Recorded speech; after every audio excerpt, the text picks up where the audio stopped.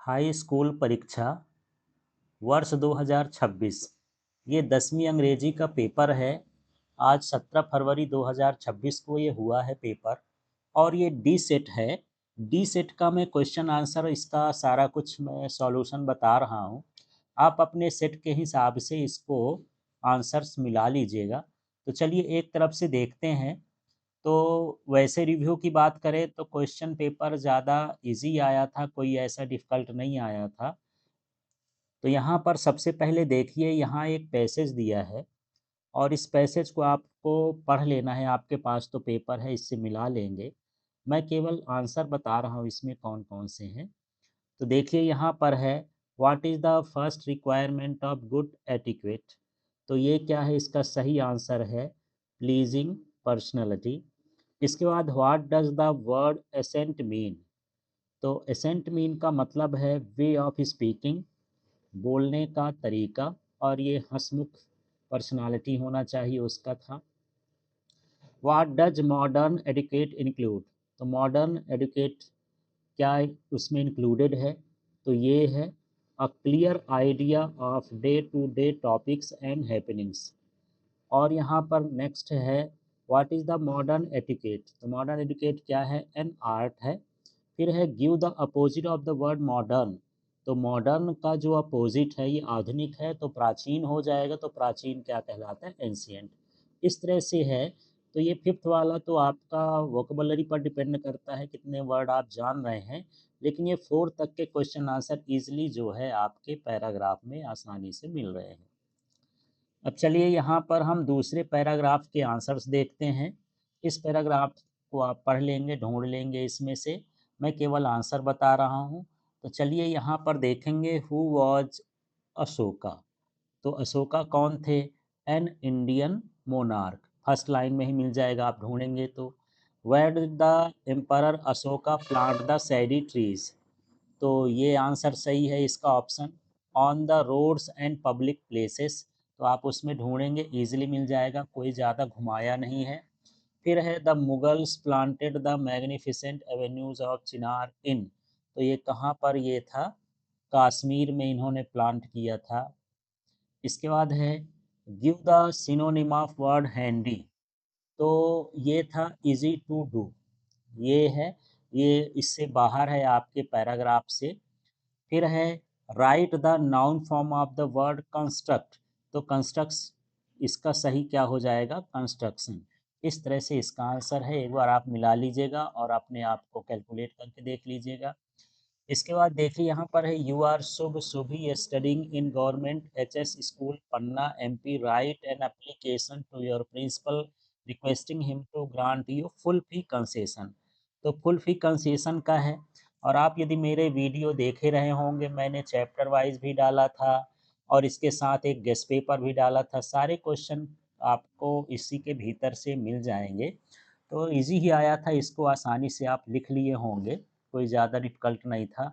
Note making तो आपसे बनता ही है, ये टाइटल आप लोग इससे बनाए होंगे। जो तरीका है, टाइटल लिखना था, नोट्स लिखना था, एब्रिविएशन करना था, इस तरह से इसका पूरा हमको करना था।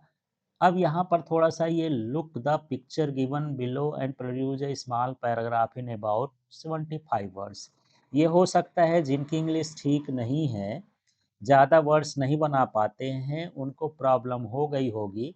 पर ये विलेज का है और विलेज की जो डेली लाइफ है उसका पोर्ट्रेट है। इसको मिला कर के आप कम से कम 6-7 लाइन लिखे होंगे, तो कुछ ना कुछ इसमें नंबर मिलेगा।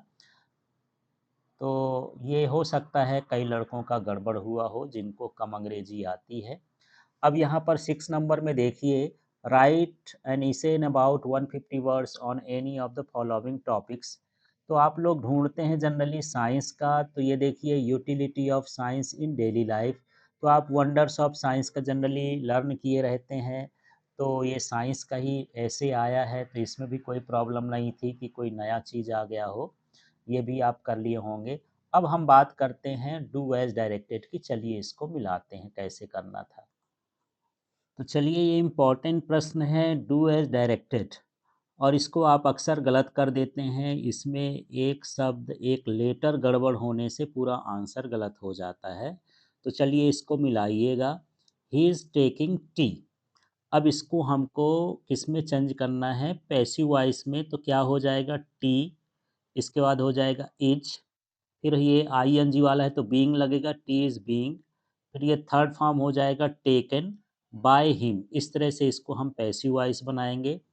फिर देखिए रिया राइट्स अ लेटर, और इसको हमको बनाना है निगेटिव में। तो यहाँ हो जाएगा रिया, और ये राइट्स है।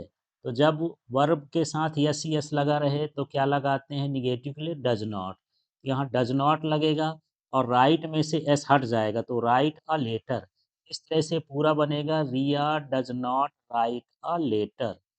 अब देखिए we eat food, we may live, इसमें सो दैट का यूज करना था तो बिल्कुल सरल था।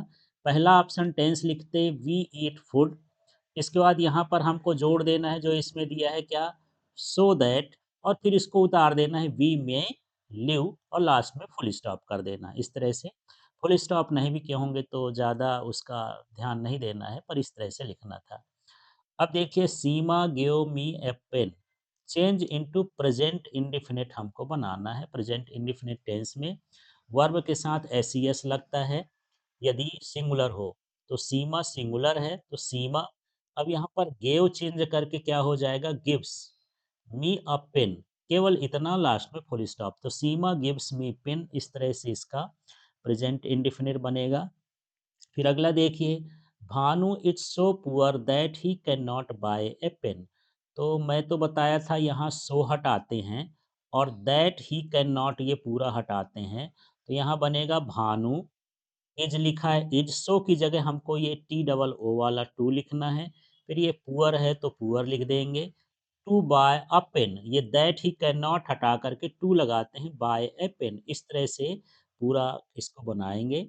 इसके बाद नेक्स्ट है playing are football they in ground the. इस तरह से ये सेंटेंस है, इसको अरेंज करना है। तो ये हो जाएगा जो सब्जेक्ट है दे, फिर हेल्पिंग वर्ब हो गया, इसमें हेल्पिंग वर्ब ढूंढ लीजिए तो क्या हो गया? आर, ये सब्जेक्ट लिख लीजिए दे। फिर यहाँ पर वर्ब लिखते हैं प्लेइंग, तो ये हो जाएगा प्लेइंग। फिर ऑब्जेक्ट लिखते हैं तो ऑब्जेक्ट क्या है? फुटबॉल, यहाँ पर हो गया फुटबॉल। फिर ये हो जाएगा इन द प्लेग्राउंड। इस तरह से इसका जो है मीनिंगफुल सेंटेंस बनेगा। फिर नेक्स्ट वाला है द मून साइन ब्राइटली, ये लिखा है, इस सेंटेंस को करेक्ट करना है। तो जो द मून है ये तो सिंगुलर है और सिंगुलर के साथ वर्ब में एस एस और जोड़ना होता है। तो the moon science brightly in the sky. इस तरह से डू एज डायरेक्टेड आपको करना था। चलिए अब हम देख लेते हैं फिल इन द ब्लैंक्स का।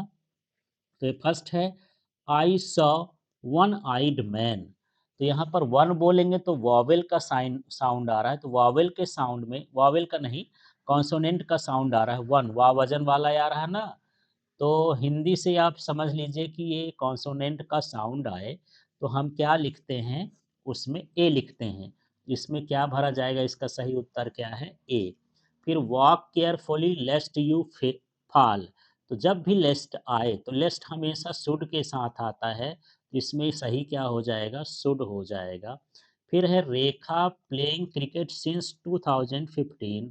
यहाँ हैज बीन है, हैव बीन है, तो हैज बीन वाला ही लगेगा क्योंकि इसमें टाइम दिया है। पर रेखा जो है ये सिंगुलर है, तो सिंगुलर के साथ यहाँ पर क्या लगेगा? हैज बीन, तो यहाँ पर हैज बीन सही है। फिर ही इज हार्ड हीरिंग, तो यहाँ पर ऑफ भरा जाता है, he is hard of hearing. फिर है राज हैज फ्रेंड्स, तो यहाँ पर इसको हम काउंट कर सकते हैं, तो यहाँ पर क्या हो जाएगा? राज हैज मैनी फ्रेंड्स, तो इसका मैनी सही है। इसके बाद यहाँ पर अगला देख लीजिए आई माई ड्यूटी यस्टरडे, तो यस्टरडे हो गया, तो ये पास्ट का सेंटेंस हो गया, तो पास्ट के लिए हम यहाँ क्या भरेंगे? डिड, तो इसका सही क्या हो जाएगा? डिड। फिर we want a new car, तो we want to buy new car, इस तरह से यहाँ पर टू बाय ये सही होगा। अब चलिए यहाँ पर सेक्शन डी में आते हैं। 9 नंबर का क्वेश्चन, ये एक्सट्रैक्ट दिया था, सरल सा एक्सट्रैक्ट है, कई बार इसमें आ चुका है, तो इसको आप समझिए और देखिए। तो यहाँ पर देखिए where was Lencho's house situated, तो इसका सही उत्तर है बी वाला, on the crest of low hill. ये इसका आंसर कहलाएगा, आप उसमें ढूंढेंगे तो आसानी से मिल जाएगा। फिर है which crop did he saw in his fields, तो अपने खेत में कौन सी फसल बोया था, कॉर्न की, मक्के की। इसके बाद है from which lesson has this extract been taken, तो किस पार्ट से ये लिया गया है, तो ये है लेटर टू गॉड। इस तरह से इसका आंसर है, मेरे ख्याल से बहुत लोगों का ये सही होगा। इसके बाद हम ये दूसरा एक्सट्रैक्ट देखते हैं जो पोयम से है, ये 4 लाइन दी हैं, तो इसके भीतर से देखते हैं the name of the poet of the above poem. तो इस के जो पोयम के पोएट हैं वो है कैरोलिन वेल्स, तो यहाँ पर ये सही है। इसके बाद है what colour is the Asian Lions skin, skin का कलर क्या है, तो आप इसमें ढूंढेंगे टाउनी, लिखा है ना टाउनी बीस्ट, तो इसका जो कलर है वो कैसा है, टॉनी है। इसके बाद यहाँ पर देखिए right the opposite word of large, तो लार्ज का जो है क्या हो जाएगा, स्मॉल हो जाएगा अपोजिट वर्ड। अब जो इसके बुक के ऑब्जेक्टिव वाले क्वेश्चन हैं वो भी बड़ा इजी आए थे, कोई डिफ़िकल्ट नहीं था। तो ये था Lencho wrote a letter to, तो ये किसको, गॉड, यहाँ पर आंसर क्या होगा, गॉड। फिर what was the name of Anne Frank's, तो ये भी था question, what was the name of the Anne Frank's diary, तो ये भी इजी था, ये क्या है, Kitty. Where did Rajvir and Pranjal study, तो ये कहाँ पढ़ते थे, दिल्ली में, तो यहाँ पर ये दिल्ली हो गया। फिर है वेयर इज़ कूर्ग सिचुएटेड, तो कूर्ग कहाँ है, कर्नाटक में, तो इस तरह से है। फिर ये क्वेश्चन भी आप जो है, मैं क्वेश्चन बैंक देखा डाला था, तो उसमें आप इसमें देखते तो सारे क्वेश्चन मिल जाते।